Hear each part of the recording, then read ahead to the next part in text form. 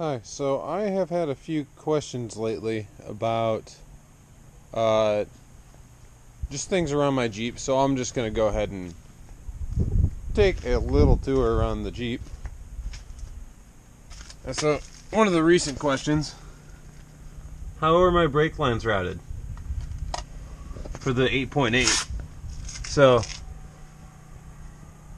I have a line coming back from where it used to be, the factory location, and then just a little piece of, I think it's like a 12-inch brake line, and it screws into a, I believe this is actually the one of the factory ones for the 8.8, not positive, but it screws into the to a rubber line, goes off to a T-block, that goes to the caliper, the other one goes to the other side of the Jeep, and goes to this caliper.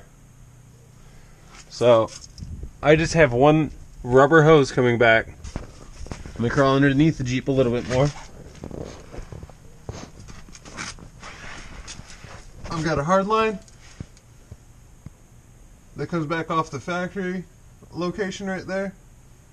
It's threaded in, it goes into a soft line, that goes into a T-block that goes across the Jeep. I guess I'll show you underneath the Jeep while I'm down here. I have my muffler underneath the skid plate because I don't have a catalytic converter anymore.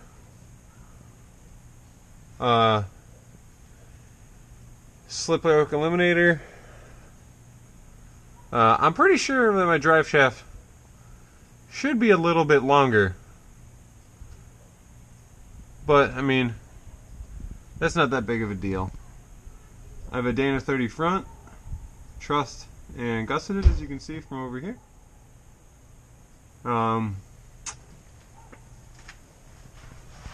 Let's see.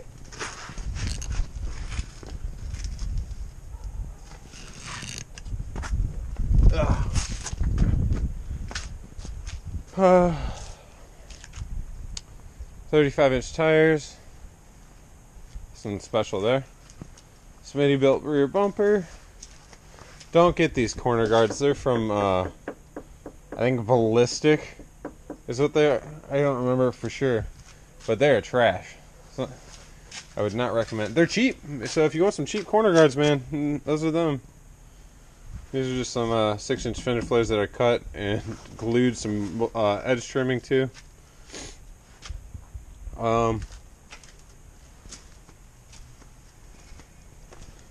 What else? Front brakes. I've got Rough Country. I think they're like 26 or 28-inch brake lines on here. They're super long. I actually have had to warranty one out way back a long time ago. But other than that, they've worked really well. I've got 6-inch metal coils, and I don't know if it's just my Jeep or the way or because I have an 8.8 rear, and it's the bucket for the rear might be welded a little bit higher, but I had to put a 1-inch spacer in the front because my Jeep was sitting.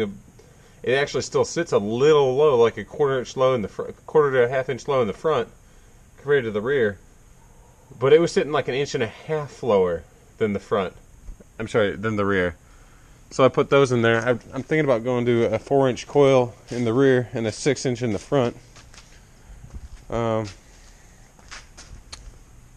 I need to paint my front diff, but I just don't care that much.